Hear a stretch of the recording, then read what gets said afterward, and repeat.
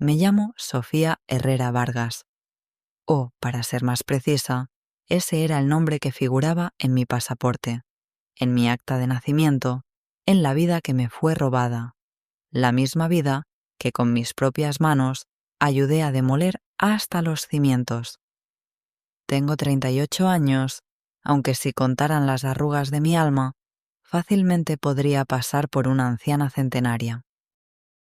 Soy la única hija de Ernesto Herrera, un hombre que en las páginas sociales de los periódicos de los 90 era descrito como un prominente y discreto ganadero chihuahuense, pero que en los susurros temerosos que cruzaban el desierto y la frontera era conocido por su verdadero y terrible título, el Buitre.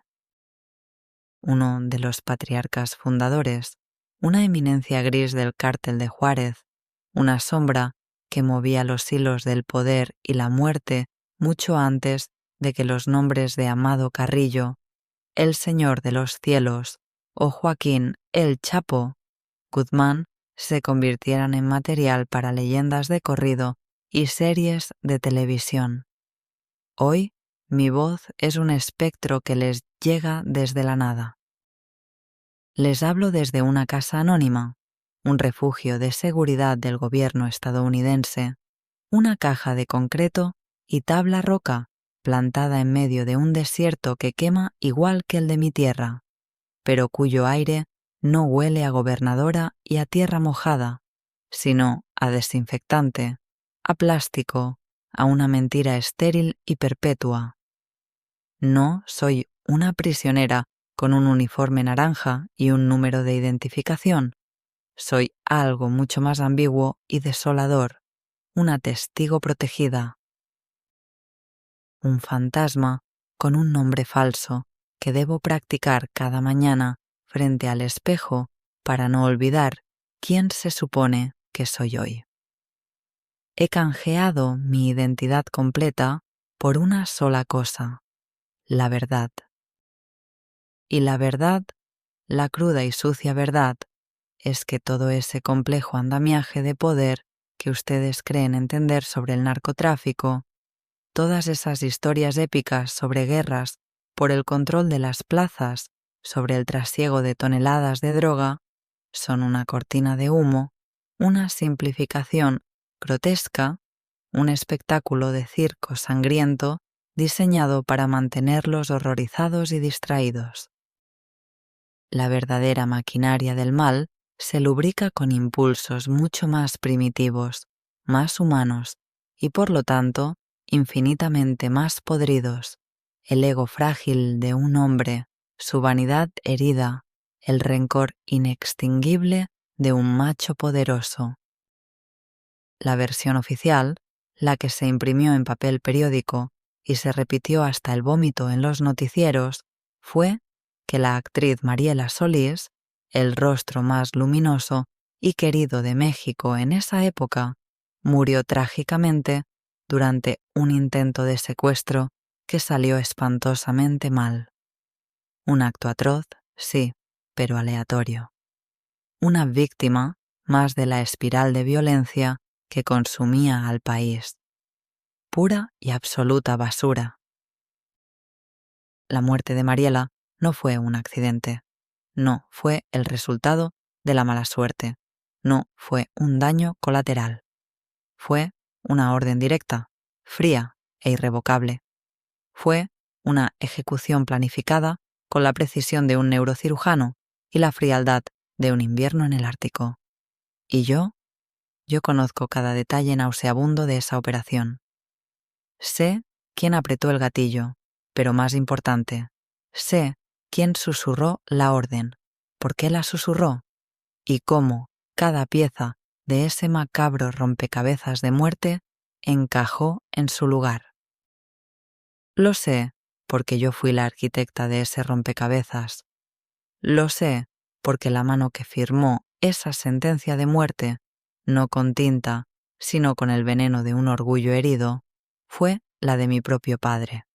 Y no la mandó matar por un cargamento perdido, ni por una traición en el negocio, ni por ninguna de las razones que ustedes podrían imaginar. La mandó eliminar por la razón más antigua, patética y universal del mundo: por celos. Porque Mariela Solís, la mujer a la que un país entero amaba, cometió el único pecado imperdonable a los ojos de un tirano: se atrevió a rechazarlo a él.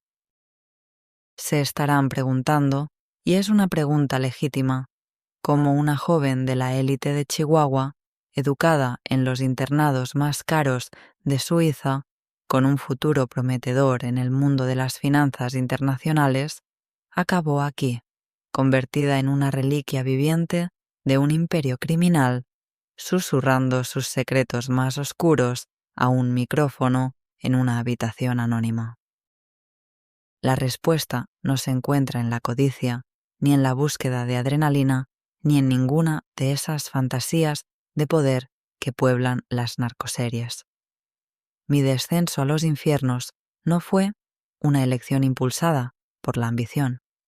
Fue una caída libre, un sacrificio que comenzó con el pánico absoluto a perder la única luz que mantenía mi mundo cohesionado. Crecí en la hacienda La Soledad, un nombre cargado de una ironía cruel, pues aquel lugar de miles de hectáreas nunca estaba vacío. Era una fortaleza dorada, un reino feudal en medio del desierto.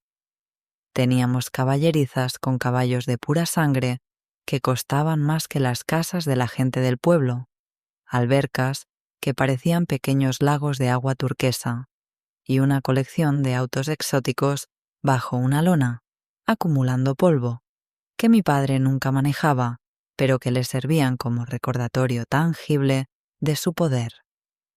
Pero esa opulencia tenía un precio invisible, una hipoteca emocional que se pagaba a diario con silencio. El precio era aprender desde niña a no hacer preguntas incómodas sobre las camionetas blindadas que llegaban de noche, o sobre las maletas deportivas repletas de fajos de billetes que a veces quedaban olvidadas en el estudio.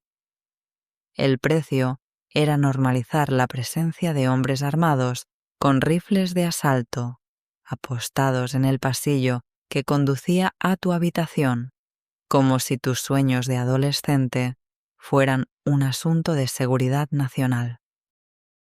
El precio era vivir con la disonancia cognitiva de saber que tu padre, el hombre que te enseñó a montar a caballo con paciencia infinita y te ayudaba con las ecuaciones de cálculo diferencial, era el mismo del que los empleados hablaban en susurros aterrorizados, el hombre al que apodaban el buitre porque, decían, siempre aparecía cuando olía la carroña de un mal negocio o la sangre de una traición. Mi único refugio, mi ancla a una apariencia de normalidad, era mi madre, Adela. Una mujer de una belleza melancólica y una elegancia frágil que había construido a su alrededor una fortaleza de negación tan elaborada que casi era una obra de arte.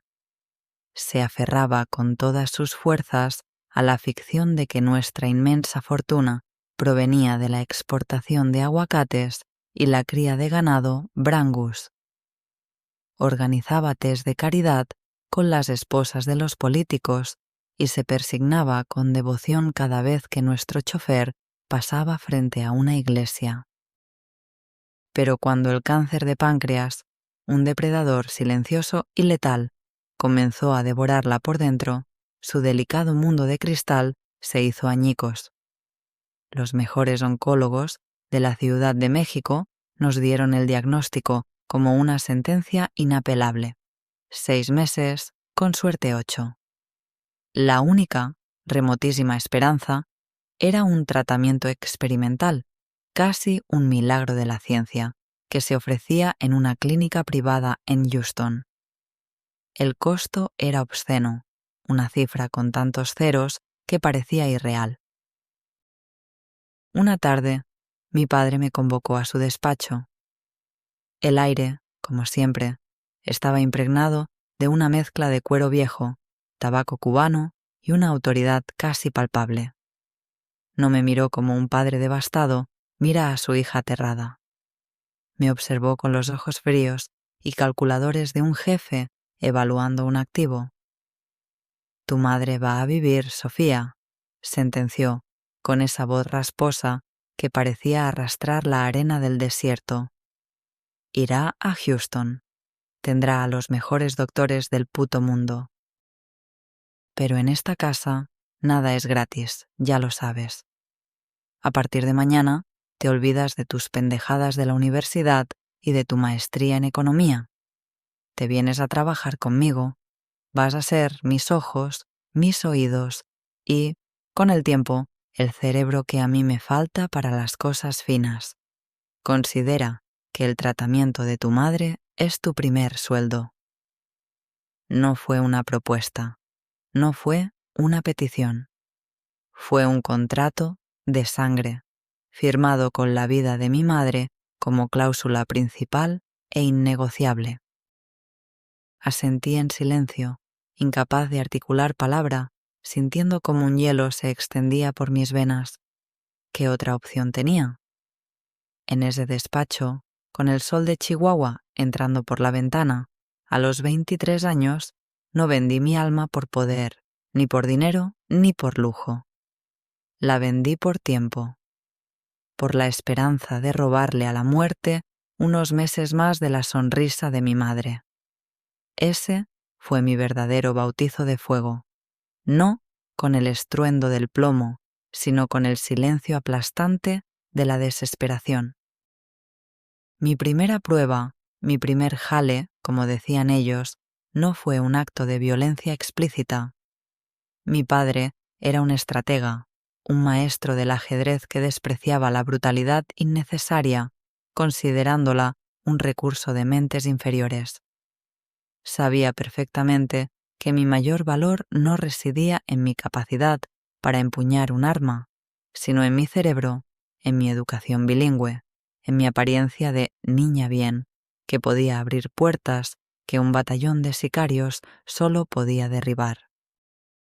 El objetivo era un senador de la República, un pez muy gordo del partido en el poder, quien le debía a mi padre un favor colosal: acelerar la aprobación de una reforma agraria que permitiría la expropiación de unos terrenos ejidales, cruciales para establecer una nueva y discreta ruta de trasiego hacia Arizona. Pero el político, sintiéndose seguro en su escaño en la capital, se estaba haciendo el remolón. Ignoraba las llamadas, sus secretarias siempre decían que estaba en reunión. Mi padre podría haberle enviado un recordatorio en forma de comando armado a su mansión en Las Lomas, pero eso era sucio, ruidoso y dejaba un rastro imposible de borrar. Necesitaba un mensaje sutil, quirúrgico, que le helara las venas sin dejar un solo rasguño visible. «Su hija, Valeria», me dijo mi padre una noche, deslizándome una delgada carpeta sobre su escritorio de caoba. «Estudia en tu antigua universidad, en el ITAM. Le fascina el arte contemporáneo, frecuenta los cafés de la Condesa y tiene un perro, un Golden Retriever al que adora como a un hijo. Se llama Toby. La misión era de una simpleza diabólica: infiltrarme en su círculo, ganarme su confianza y, en el momento oportuno, tomar prestado al perro. Durante 3 semanas, mi vida se convirtió en una actuación. Dejé de ser Sofía Herrera, la heredera de un imperio invisible. Me transformé en Ana de la Garza, una supuesta estudiante de intercambio de Monterrey, con un guardarropa cuidadosamente seleccionado en tiendas de segunda mano para no parecer demasiado ostentosa y una historia de vida ensayada hasta la perfección. Orquesté una serie de encuentros casuales, en la biblioteca, en la fila de la cafetería, en una inauguración de una galería de arte a la que sabía que asistiría. Valeria resultó ser una chica encantadora, inteligente, con una risa fácil y completamente ajena al pantano de corrupción en el que su padre nadaba. Conectamos hablando de profesores odiosos, de sueños frustrados, de la presión de nuestras familias. Sentí una punzada de algo que se parecía peligrosamente a la amistad genuina, una emoción que tuve que reprimir y aplastar con una frialdad que me asustó. Un viernes por la tarde me invitó a su casa a estudiar para un examen final. Mientras repasábamos apuntes en su lujosa sala con vista al jardín, el perro Toby dormitaba a nuestros pies, un animal feliz y confiado.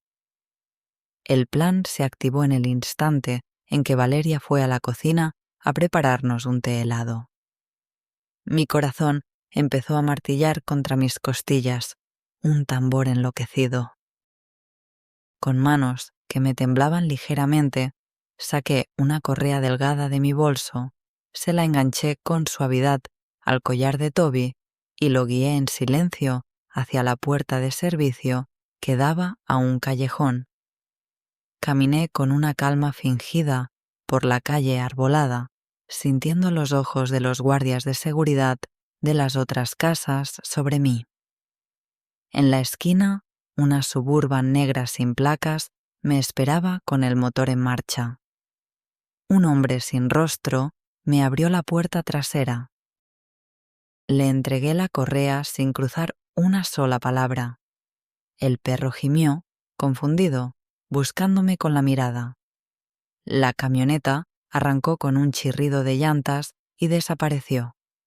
2 días de silencio absoluto después, mi padre me hizo entrar a su despacho y me puso el altavoz del teléfono. Era el senador. Su voz, normalmente tan pomposa y resonante en los debates televisivos, era un hilo tembloroso, casi un sollozo. Don Ernesto, por el amor de Dios, lo que usted pida, se lo ruego.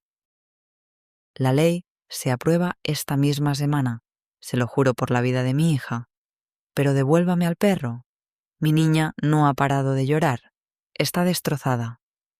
Esa misma tarde, la controvertida ley fue aprobada en comisiones sin ninguna objeción. A la mañana siguiente, Toby apareció misteriosamente en el jardín de la casa del senador, ileso, juguetón, portando un collar nuevo de Tiffany's incrustado con una hilera de pequeños diamantes. Un regalo, un recordatorio. Mi padre me miró desde el otro lado de su escritorio y asintió lentamente, una casi imperceptible señal de aprobación que, para él, equivalía a un aplauso de pie. Bien hecho, mija. Tienes el toque. Demuestra que no necesitas un arma para poner a un hombre de rodillas. No sentí orgullo. Sentí un frío glacial, una sensación de vacío que se instaló en la médula de mis huesos. Había profanado la confianza de una chica inocente. Había utilizado su amor puro por una mascota para aterrorizar a su familia y torcer la voluntad de un legislador. Esa fue mi primera gran lección en el negocio. La crueldad más efectiva no es la que deja un rastro de cadáveres, sino la que destroza el alma y luego te envía un collar de diamantes para recordarte, por si lo olvidas, quién es tu verdadero dueño. La revelación, la verdadera epifanía que destrozó para siempre mi ingenua percepción del mundo y me mostró la obscena anatomía del poder, no me llegó en una bodega clandestina, oliendo a químicos, ni en medio del caos de un tiroteo. Me llegó bajo el resplandor de candelabros de cristal y al son ensordecedor de la música de banda, durante una de las legendarias fiestas de cumpleaños de mi padre. Esas fiestas eran mucho más que una celebración. Eran el evento social y político del año en el norte del país, una cumbre de poder disfrazada de pachanga, un cónclave donde se sellaban pactos de sangre y se dictaban sentencias de muerte entre brindis de tequila caro. Esa noche la hacienda era un hervidero de gente. Había al menos 500 invitados. Los Tigres del Norte, a quienes mi padre había traído en su jet privado, tocaban en un escenario gigantesco montado junto a la alberca.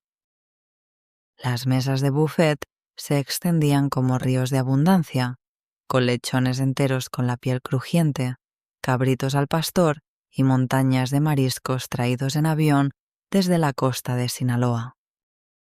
Yo ya estaba más que acostumbrada a la fauna habitual de estas reuniones. Los capos de otras organizaciones, con sus camisas de seda Versace y sus botas de piel de avestruz. Las buchonas, esculpidas a golpe de bisturí y envueltas en vestidos que desafiaban la gravedad. Y los lugartenientes, con la mirada siempre alerta y la mano casualmente cerca de la cacha de la pistola que se adivinaba bajo el saco. Pero esa noche algo era distinto. Comencé a notar la presencia de un grupo de invitados que no encajaban en el paisaje. Eran hombres de mediana edad, impecablemente vestidos con trajes de corte italiano que costaban una fortuna, con el cabello perfectamente peinado y zapatos que brillaban incluso en la penumbra. No gritaban, no bebían tequila directo de la botella. Sostenían vasos de whisky en las rocas, hablaban en voz baja, en círculos cerrados, y se movían con una autoridad serena y una confianza que resultaba 1000 veces más intimidante que cualquier cuerno de chivo bañado en oro. La curiosidad me pudo. Me acerqué a mi padre, que reía a carcajadas con uno de estos hombres, un tipo elegante, de cabello plateado y un reloj Patek Philippe que probablemente costaba más que el sueldo de un gobernador. «Papi, ¿quiénes son ellos?» «Nunca los había visto por aquí», le pregunté en un susurro. Mi padre me rodeó los hombros con su brazo pesado. Su sonrisa era la de un tiburón que acaba de devorar a su presa. «Mijita, pon mucha atención, porque esta es la verdadera clase de negocios. Ese señor con el que estaba hablando es el subsecretario de Gobernación. El que está a su lado, ese flaco con cara de aburrido, es el director general de aduanas de toda la frontera norte. Y aquel de allá, el que se está comiendo un taco de carnitas como si no hubiera un mañana, es nada menos que el general de división de la tercera zona militar». Sentí que me faltaba el aire. Eran ellos, el Estado, la ley, el ejército mexicano. No estaban allí como rehenes ni como invitados coaccionados. Estaban como socios comerciales, como miembros honorarios del Consejo de Administración, relajados y sonrientes. Y entonces lo vi. Vi una escena que se grabó a fuego en mi memoria. Vi al general, con su impecable uniforme de gala, cuajado de medallas y con decoraciones, caminar tranquilamente hacia el área de estacionamiento, acompañado por el chacal, el jefe de sicarios de mi padre, un hombre que tenía más muertes en su conciencia que años de vida. El chacal, con una naturalidad pasmosa, abrió la cajuela de un auto oficial, un sedán blindado con placas del ejército mexicano, y depositó en su interior 2 maletines negros, de esos que se usan para llevar portátiles, pero que por su peso era evidente que no contenían ordenadores. El general le dio una palmada en el hombro a el chacal, un gesto de camaradería, como si le agradeciera por haberle llevado las compras. Luego se subió a su auto y al salir, incluso saludó con un gesto de la mano al guardia de la entrada de la hacienda. En ese preciso instante, todo el andamiaje de mi realidad, todas mis creencias sobre el bien y el mal, sobre la ley y el crimen, se vinieron abajo con un estruendo silencioso. Comprendí la verdad en toda su magnitud. Mi padre no era un forajido que operaba al margen de la ley. Mi padre era una pieza fundamental e insustituible del engranaje de la ley. El Cártel de Juárez no era una organización clandestina que luchaba contra el sistema. Era una corporación paraestatal, una empresa de capital mixto donde el gobierno era el socio mayoritario y silencioso. La tan cacareada guerra contra el narcotráfico del presidente era la farsa más grande y sangrienta jamás contada.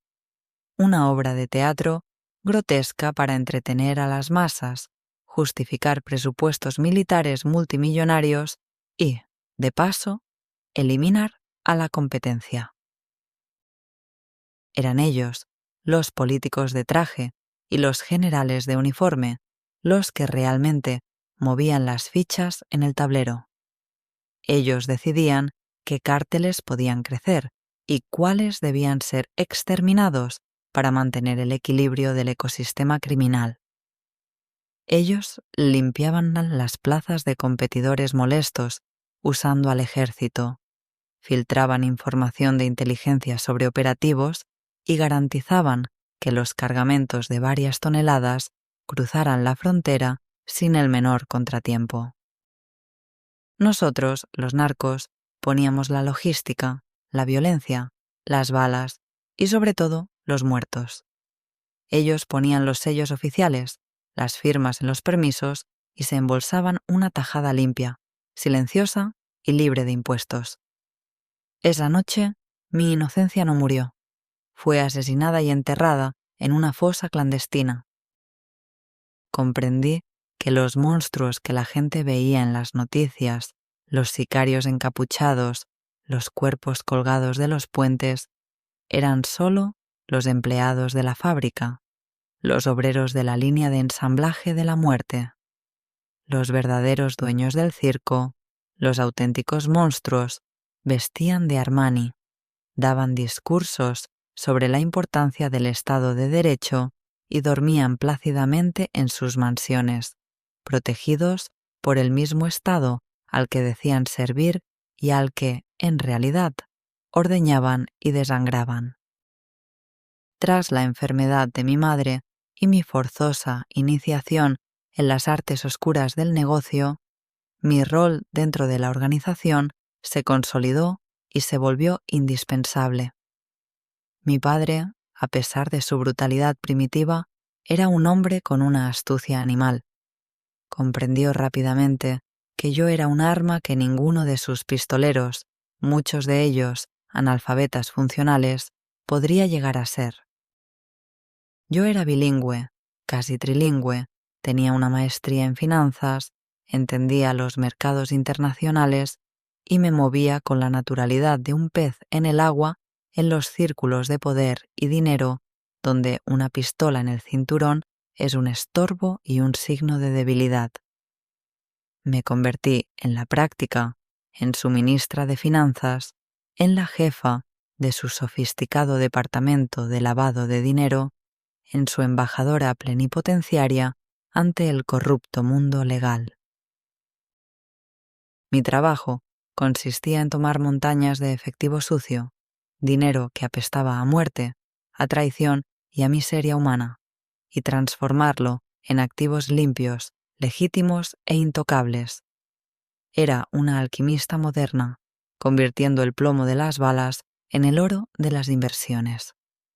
Compraba hoteles boutique en la Riviera Maya y viñedos de lujo en el Valle de Guadalupe a través de una red laberíntica y sofocante de empresas fantasma registradas en Panamá, las Islas Caimán y Delaware.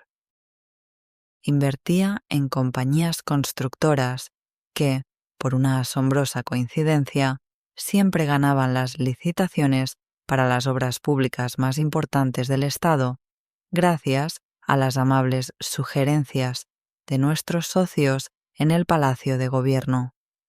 Abría restaurantes de alta cocina en las zonas más exclusivas de la Ciudad de México, locales que siempre estaban semivacíos, pero que, milagrosamente, en los libros contables reportaban ganancias estratosféricas.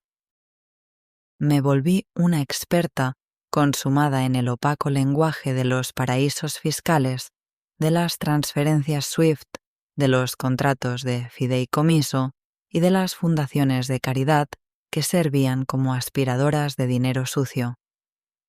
Viajaba en primera clase a Zúrich, a Luxemburgo y a Liechtenstein para reunirme con banqueros privados, hombres pálidos de manos suaves y trajes perfectos que jamás, bajo ninguna circunstancia, hacían la pregunta obvia. Su única y verdadera preocupación era el porcentaje de su comisión por gestionar aquellos fondos sin origen. Me hice indispensable, el cerebro financiero del monstruo. Recuerdo un día en que tuve que organizar personalmente una donación de $5 millones en efectivo para la campaña electoral del candidato a gobernador de un estado vecino. La entrega se realizó en una muestra de cinismo sublime en la cripta de una antigua iglesia en el centro de la ciudad.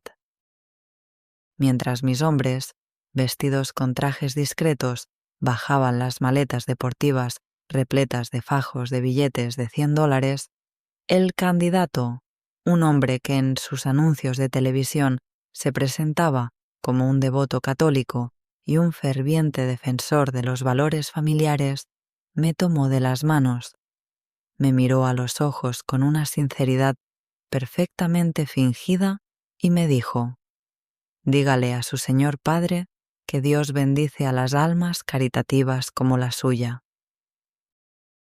Este Estado, y yo personalmente, estaremos siempre en deuda con él».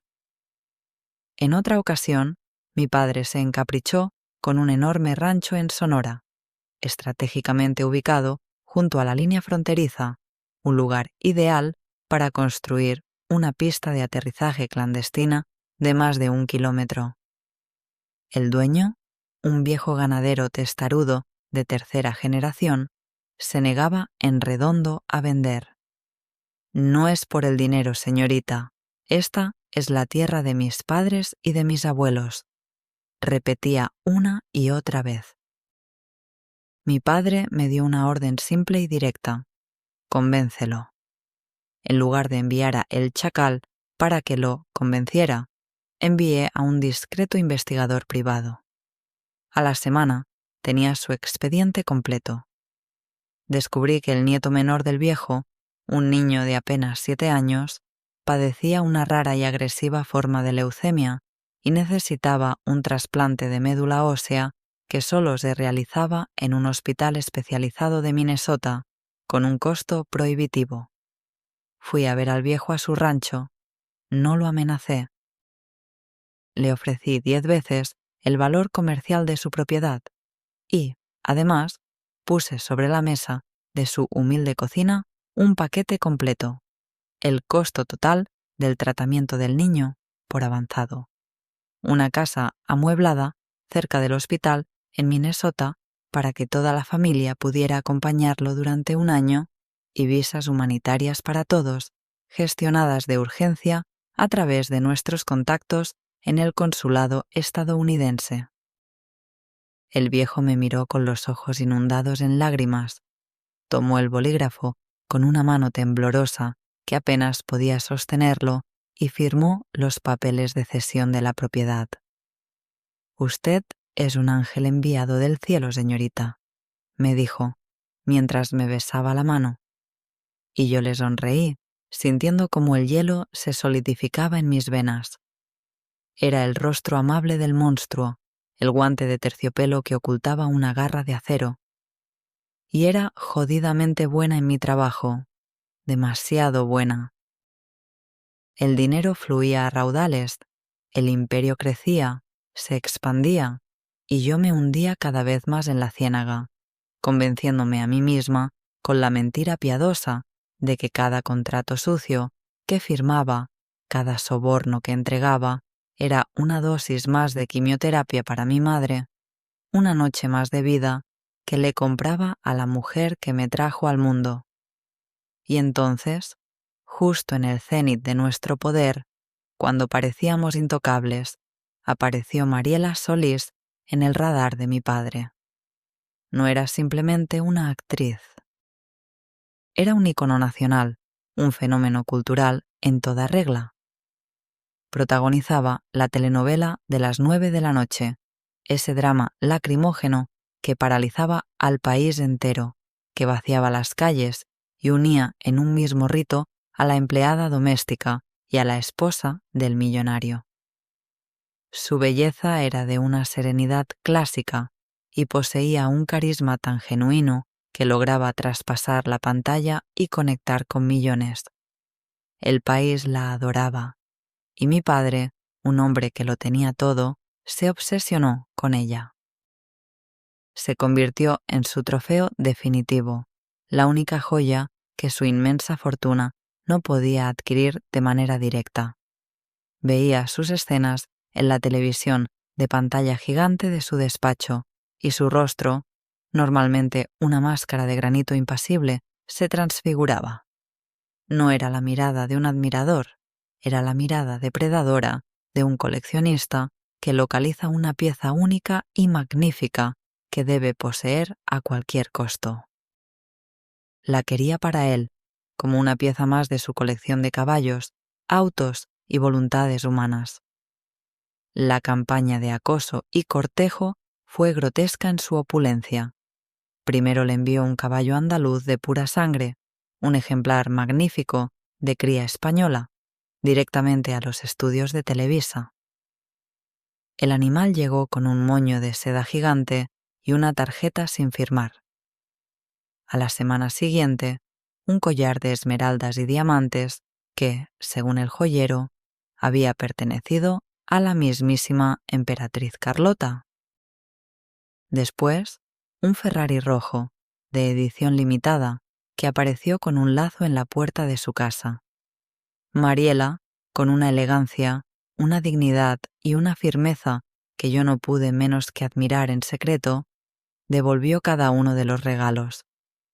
Lo hacía de manera discreta, a través de sus publicistas y abogados, con notas educadas pero inequívocas que agradecían el gesto pero declinaban la oferta.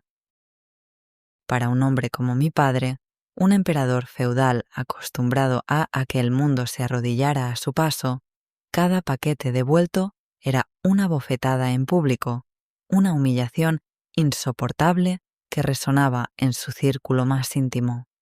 Su frustración inicial mutó en una ira fría y latente. La gota que derramó el vaso fue una portada de la revista Hola. En ella se veía a Mariela Solís en un yate en Acapulco, riendo a carcajadas y besándose apasionadamente con un conocido y poderoso empresario de telecomunicaciones. Un hombre que no solo era un formidable rival de mi padre en varios negocios legales, sino que, para colmo de males, lo había ridiculizado sutilmente en una cena de gala un año antes. Cuando mi padre vio esas fotografías, su reacción me heló la sangre. No gritó, no insultó, no rompió el vaso de whisky que tenía en la mano. Se quedó mirando la revista durante varios minutos, en un silencio absoluto y aterrador. Era la calma que precede al huracán, la quietud del depredador antes de lanzarse sobre su presa. Esa misma noche me mandó llamar a su despacho. No estábamos solos, sentados en los sofás de cuero, como dos perros de presa esperando la orden de atacar, estaban el chacal y el pollo, sus dos jefes de sicarios, hombres cuya reputación de brutalidad y sadismo era legendaria incluso en un mundo de salvajes. Mi padre estaba de espaldas a nosotros, mirando la oscuridad del desierto por la ventana, limpiando metódicamente una de sus pistolas Colt 45 con un paño de seda. La señorita Solís ha sido muy descortés, dijo, sin voltear a vernos, Su voz era un susurro gélido. Y lo que es peor, ha demostrado un pésimo gusto para elegir a sus compañías. Creo que es hora de que alguien le dé una lección de modales, una lección definitiva. El chacal dejó escapar una risa ahogada, un sonido gutural que me revolvió el estómago. Sentí que el suelo se desvanecía bajo mis pies. Papá, por favor, es la mujer más famosa de México. Será un escándalo nacional, internacional. Todo el puto gobierno se nos vendrá encima, tartamudeé, con la boca tan seca como la arena del desierto. Él se giró lentamente y me atravesó con su mirada. Sus ojos eran dos pedazos de hielo, desprovistos de cualquier emoción. Exactamente. Y por esa misma razón, tú te vas a encargar de la logística, Sofía. Quiero que sea una obra de arte. Tiene que parecer un secuestro fallido, un robo violento que se salió de control. Quiero caos, confusión, pistas falsas que lleven a callejones sin salida. Quiero que los federales se anden persiguiendo la cola durante meses. Nada, absolutamente nada, puede apuntar hacia nosotros. Se volvió de nuevo hacia la ventana, una clara y definitiva señal de que la conversación había terminado. Salí de allí sintiendo arcadas, el sabor amargo de la bilis subiendo por mi garganta. Las siguientes 3 semanas fueron una tortura psicológica ininterrumpida, una pesadilla en vida. Me convertí, a mi pesar, en el ángel de la muerte de Mariela Solís. Usando mis contactos y mi dinero, obtuve los planos detallados de su lujoso edificio de apartamentos en Polanco. Soborné a un técnico de la compañía telefónica para que me entregara un registro completo de sus llamadas entrantes y salientes. Pagué una fortuna a un paparazzi para que me detallara sus rutinas diarias, sus rutas habituales, los restaurantes que frecuentaba, los horarios de sus guardias de seguridad. Cada dato que conseguía, cada pieza de información, era un clavo más que yo misma martillaba en su ataúd. Por las noches me veía forzada a sentarme con el chacal y su gente mientras ellos, con una alegría sádica y una falta de humanidad que me helaba la sangre, diseñaban el asalto. Discutían sobre qué tipo de arma de bajo calibre usarían para que pareciera obra de lampa común, sobre quién tendría el honor de dispararle primero, como si estuvieran planeando una partida de caza y no el asesinato a sangre fría de una mujer. Y yo, mientras tanto, veía a Mariela en la televisión, sonriendo en las entrevistas, llorando en sus escenas de telenovela, viviendo su vida, completamente inconsciente de la red mortal que yo, con mis propias manos, estaba tejiendo a su alrededor. Me sentía como una parca moderna, una diosa perversa y cobarde decidiendo el destino de una mujer cuyo único crimen había sido enamorarse del hombre equivocado y decirle no al hombre incorrecto. La noche de la operación, yo estaba en una camioneta de vigilancia, una van sin ventanas, llena de monitores y equipos de radio, aparcada a 3 calles de su edificio.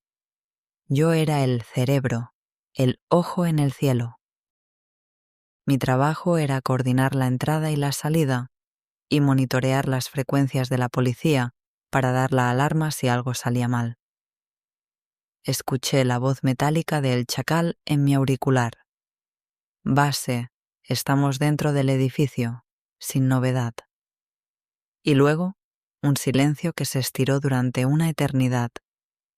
Podía oír mi propia respiración, entrecortada, y el latido desbocado de mi corazón en mis oídos.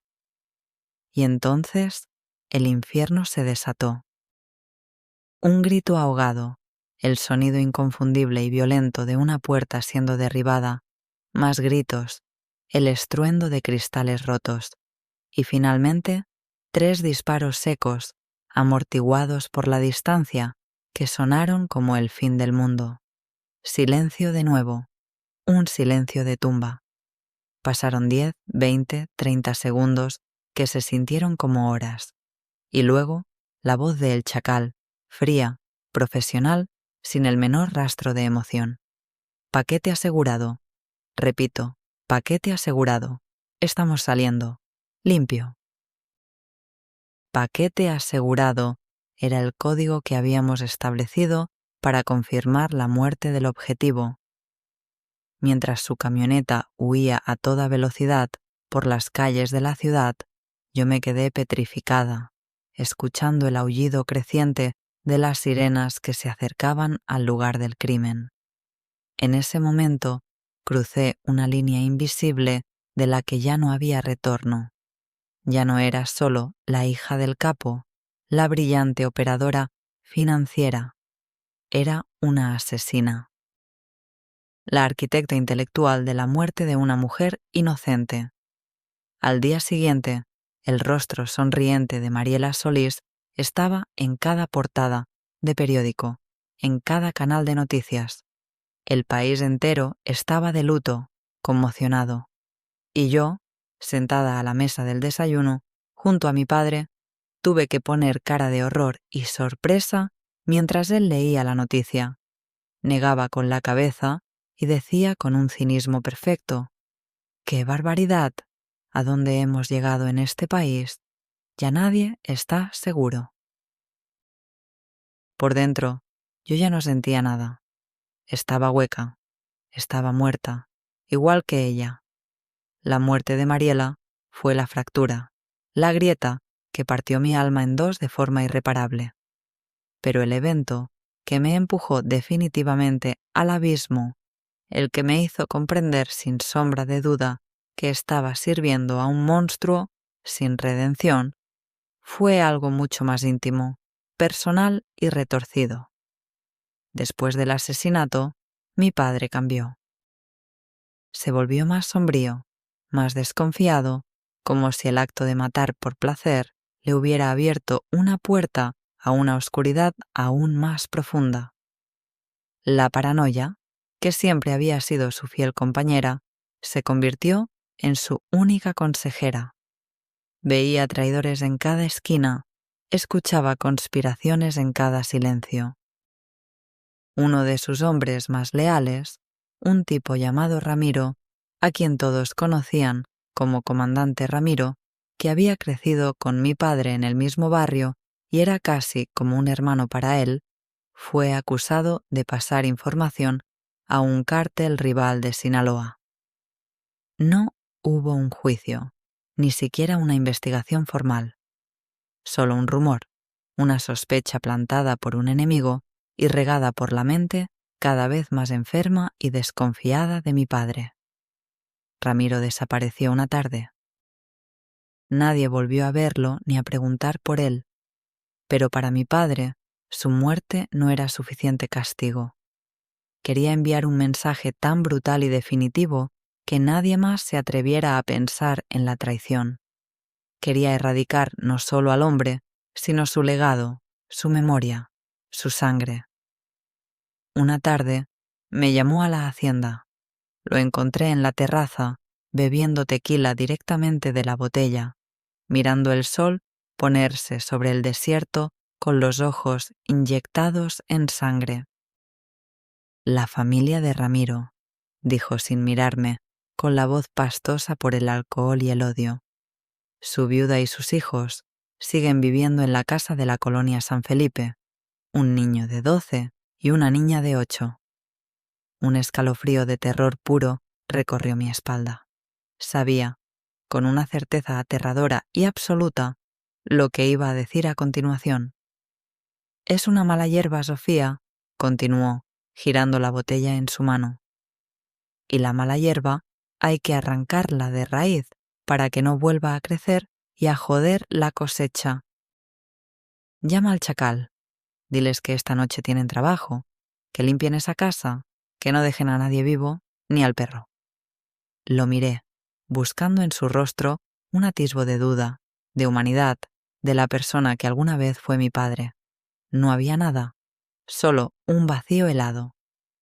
Papá, no, por favor, son niños, son inocentes. La niña se llama Regina. Jugaba con mis sobrinas en las fiestas de Navidad aquí en la hacienda. ¿Te acuerdas de ella? La de las trenzas largas. Él se giró por fin y me enfrentó. Su rostro era una máscara de furia contenida. La inocencia es un puto lujo que no nos podemos permitir en este negocio. ¿Entiendes de una vez? Aquí no hay niños, no hay mujeres, no hay viejos. Solo hay dos bandos, los que están con nosotros y las amenazas. Y las amenazas, todas se eliminan. Así que haz lo que te digo o lárgate de mi vista ahora mismo. En ese preciso instante, algo dentro de mí, algo que llevaba años agrietándose, se rompió de forma irreparable. Miré a los ojos al hombre que me había dado la vida y ya no vi a mi padre. Vi a un Calígula, a un Nerón moderno, a un monstruo devorado por su propio poder, a un hombre que había cruzado la última frontera de la depravación humana. Y por primera vez en mi vida, en toda mi sumisa y obediente vida, le dije que no. No lo haré, dije, y mi voz, para mi propia sorpresa, sonó extrañamente firme y clara. No voy a ser cómplice de esto. Se acabó. Su reacción no fue la ira explosiva que yo esperaba. Fue algo mucho peor. Fue una decepción glacial, la mirada de un ingeniero que descubre un fallo irreparable en su creación más preciada. La lealtad es la única moneda que tiene valor aquí, Sofía. Y tú, en este momento, acabas de declararte en bancarrota. Me has decepcionado profundamente. Se levantó, me dio la espalda y entró en la casa, dejándome sola con el atardecer y con el peso de mi sentencia. Salí de esa terraza sabiendo, con una certeza absoluta y aterradora, que acababa de firmar mi propia orden de ejecución. Ya no era su hija, su heredera, su mano derecha. Me había convertido en un cabo suelto, en un testigo demasiado peligroso que conocía todos los secretos, todos los nombres, todas las tumbas. Sabía que era solo cuestión de horas, quizá minutos, antes de que el chacal o el pollo recibieran una nueva orden, y esta vez el paquete a asegurar sería yo. El juego, para mí, había terminado. Solo me quedaba una única y desesperada opción: correr. La huida fue una zambullida de cabeza en un océano de paranoia helada. De un momento a otro, el vasto imperio que había ayudado a construir y a legitimar se convirtió en una jaula gigantesca y letal de la que tenía que escapar. No podía usar mis tarjetas de crédito, ni mi teléfono móvil, ni contactar a ninguno de los pocos amigos que me quedaban en el mundo normal. Cada coche que se acercaba por el retrovisor, cada persona que me miraba un segundo de más en una gasolinera, era un potencial halcón, un sicario enviado para cazarme. Me sentía desnuda, expuesta, como un animal herido en campo abierto. Tomé una mochila de emergencia que siempre tenía preparada con fajos de $, las joyas de mi madre, el único recuerdo tangible y puro de ella que me quedaba, y una pequeña pistola Glock 9 mm que apenas sabía cómo usar. Cogí la camioneta más discreta y vieja de la inmensa flotilla de la hacienda, una Ford Ranger destartalada, y conduje hacia el norte, sin un plan claro, solo con el instinto primario de alejarme lo más posible. Evité las autopistas de cuota y me moví como un fantasma por carreteras secundarias polvorientas, durmiendo a ratos en el coche en áreas de descanso o en moteles de carretera de esos que huelen a humedad, a lejía y a desesperación. pagando siempre en efectivo. Sabía que mi padre tenía tentáculos en todas partes, policías federales en su nómina, agentes de migración en los cruces fronterizos, gente dentro de las compañías telefónicas que podían rastrear una llamada en segundos. Yo era una rata corriendo por un laberinto que yo misma, con mi inteligencia y mi trabajo, había ayudado a perfeccionar para otros. La ironía era de una crueldad insoportable. Tras 3 días de fuga sin descanso, alimentándome de café y miedo, paré en un hotelucho de mala muerte en Nogales, al borde del colapso físico y mental. Encendí la televisión y mi sangre se convirtió en hielo. El noticiero local estaba mostrando imágenes de la casa de Ramiro, rodeada de cintas amarillas, de la policía y de las camionetas del servicio forense. Familia entera masacrada en su domicilio, decía el titular con una frialdad burocrática. Mostraron brevemente una foto de la familia, sonriendo en unas vacaciones en la playa. La cara de la pequeña Regina, con sus trenzas y su sonrisa chimuela, se me clavó en el cerebro como un puñal. Corrí al baño y vomité hasta que solo me quedaron arcadas secas y dolorosas. Esa imagen, esa masacre, era mi futuro inminente. Sabía que mi padre no pararía hasta encontrarme y hacerme pagar por mi desafío. Estaba atrapada entre la espada y la pared. Si me quedaba en México, era mujer muerta. Si cruzaba la frontera como una ilegal más, sin papeles y sin recursos, sería solo cuestión de tiempo que sus contactos del otro lado me localizaran. Solo quedaba un camino, la opción nuclear, la traición definitiva. Salí a la calle y busqué un teléfono público, una reliquia de otra época. Con los dedos temblorosos, marqué un número que mi padre me había hecho memorizar años atrás, un número de contacto directo con la oficina de la DEA en El Paso para casos de extrema emergencia o negociación con los gringos. Cuando una voz seca y desconfiada contestó en inglés, respiré hondo y pronuncié las palabras que sellarían mi destino para siempre. My name is Sofía Herrera Vargas. I am the daughter of Ernesto El Buitre Herrera, and I want to make a deal. La reunión fue surrealista, sacada de una película de espías de bajo presupuesto. Me citaron en un restaurante Denny's abandonado en medio de la nada, en el desierto de Arizona, a pocos kilómetros de la frontera. Llegaron 3 agentes en un sedán sin distintivos. Eran hombres duros, con rostros inexpresivos y ojos que lo habían visto todo y no creían en nada. Me interrogaron durante más de 8 horas, tratándome como a una criminal, no como a una desertora desesperada. Al principio, su escepticismo era palpable, pero cuando empecé a vomitarlo todo, nombres de políticos en la nómina, rutas de trasiego a través de túneles, números de cuentas encriptadas en bancos suizos y en las Antillas, la ubicación de fosas clandestinas donde enterraban a sus enemigos, sus expresiones empezaron a cambiar.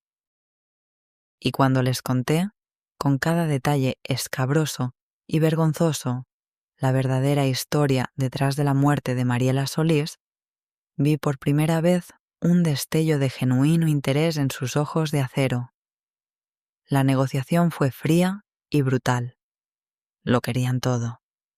Querían que me convirtiera en su principal testigo, que testificara en juicios de alto secreto contra los socios políticos y financieros de mi padre en ambos países. A cambio, me ofrecían una vida. Una vida nueva, artificial, prefabricada, bajo el paraguas del Programa Federal de Protección de Testigos. No era una oferta de libertad, era una oferta para cambiar una jaula de oro y sangre por una jaula invisible de soledad y silencio, pero una jaula al fin, acepté. Mi arresto fue una obra de teatro meticulosamente coreografiada. Unos días después, me entregué a ellos en el cruce fronterizo de Santa Teresa. Para el cártel, para el mundo, la noticia fue que la brillante y escurridiza hija del buitre había sido finalmente capturada por los gringos tras una intensa cacería.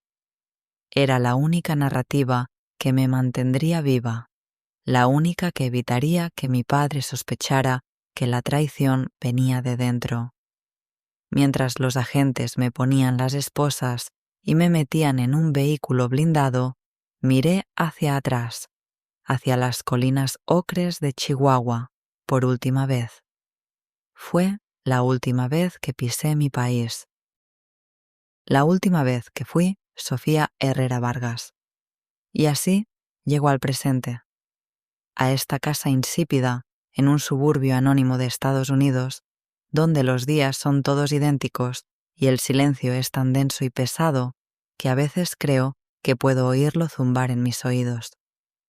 El gobierno de Estados Unidos me dio una nueva identidad, una nueva historia, una nueva vida tan falsa y prefabricada como un billete de $3. Mi padre murió hace 2 años. Según la versión oficial, fue abatido en un heroico enfrentamiento con la Marina mexicana. La verdad, la que yo sé por mis antiguos y escasos contactos, es que lo vendió su propio sucesor, un hombre al que él mismo había apadrinado y criado como a un hijo. El ciclo de traición y violencia que él había perfeccionado finalmente se cerró sobre él. La serpiente finalmente se mordió la cola. Podría pensar que su muerte me ha liberado, que ahora, por fin, estoy a salvo. Pero eso sería una ingenuidad estúpida. Los cárteles tienen una memoria elefantiásica y hay deudas de sangre que nunca, jamás prescriben. Por eso estoy grabando esto. Por eso he decidido romper el pacto de silencio. No lo hago buscando redención. Para almas como la mía no hay cielo ni perdón, solo distintos grados de infierno. Mis manos no están manchadas de sangre directamente, pero están impregnadas de la tinta de los contratos que financiaron la muerte, del olor del dinero que compró las balas y el silencio cómplice de los jueces. Hablo porque este silencio me está consumiendo, me está matando más lentamente y con más crueldad que cualquier sicario. Hablo para que el mundo sepa la verdad sobre la muerte de Mariela Solís, para que su nombre no quede enterrado bajo la mentira de un crimen vulgar, sino que se sepa que fue la víctima inocente de la vanidad y la fragilidad de un monstruo. Y sobre todo, hablo como una advertencia. Una advertencia directa para ti, el joven que me escucha desde un barrio pobre de Culiacán, de Tijuana, de Medellín, de cualquier lugar de nuestra herida Latinoamérica, donde la vida no vale nada y el narco parece un atajo brillante hacia el paraíso. Te venden una película de poder, de respeto, de mujeres hermosas y coches de lujo. Es la estafa más grande y cruel de todas. La realidad es un nudo perpetuo en el estómago. Son noches en vela, sobresaltado por cada ruido, sin poder confiar ni en tu propia sombra ni en tu propia familia. La realidad es ver cómo la gente a la que amas se convierte en un objetivo, o lo que es peor, se transforma en un monstruo igual que tú. Al final de este camino no hay un trono de oro. Solo hay 2 salidas garantizadas e ineludibles: una bolsa de plástico negro en una zanja anónima o una celda de concreto de 2×3. Yo conseguí una tercera opción, una especie de purgatorio en vida, un limbo sin pasado y sin futuro. Cambié mi nombre, pero no puedo cambiar mis recuerdos, y en el silencio aplastante de esta casa segura, por las noches, cuando cierro los ojos, lo único que oigo son las voces de los fantasmas que yo misma ayudé a crear. No elijan este camino. Les juro, por lo que me queda de alma, que el único lujo verdadero que te da el dinero del narco es poder elegir el tipo de infierno en el que vas a arder por el resto de tu miserable y corta vida.